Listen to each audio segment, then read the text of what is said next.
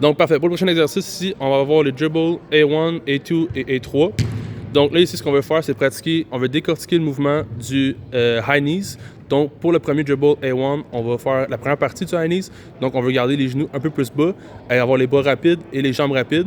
Donc si ça quelqu'un va faire un exemple, on veut ici avoir tout le temps la pointe des pieds qui vient toucher le sol, prêt à exploser. On fait ça ici sur une distance de 10 verges. Regardez, les bras qui sont tout le temps rapides. Il a un peu le torse par en avant, prêt à faire une accélération.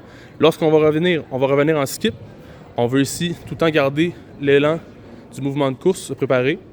Pour après ça, la deuxième partie, dribble A2, on veut après ça lever un peu plus les genoux, garder tout le temps la même forme. Par contre, on ne veut pas changer notre forme.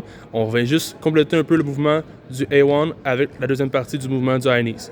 C'est qu'on va faire un exemple ici. Les genoux vont un peu plus haut, les bras vont toujours autant rapidement, les pieds avec, les mains avec. Les repères sont les mêmes, sauf que les genoux vont plus haut.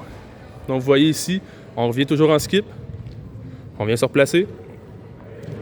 On garde un bon skip, bonne forme, comme on a fait pour le premier exercice. On se replace sur la ligne. Pour après ça, le dernier dribble. Ici, on va faire le même mouvement qu'un high knees avec toujours de la fréquence. Donc, on va faire un exemple. Et voilà, les genoux montent plus haut, beaucoup de fréquence. On va se préparer pour la course. Donc ici, ce qu'on veut, on vient après ça en skip pour finir. Et voilà. Pourquoi on fait ça ici? On fait ça ici pour nous préparer justement au mouvement de course. Donc, on veut réchauffer notre système musculaire, notre système nerveux et aussi lubrifier les articulations. On veut se préparer à faire des mouvements de course qui sont explosifs, puis on ne veut pas pogner de blessures, peu importe, donc se prévenir avant de faire un exercice.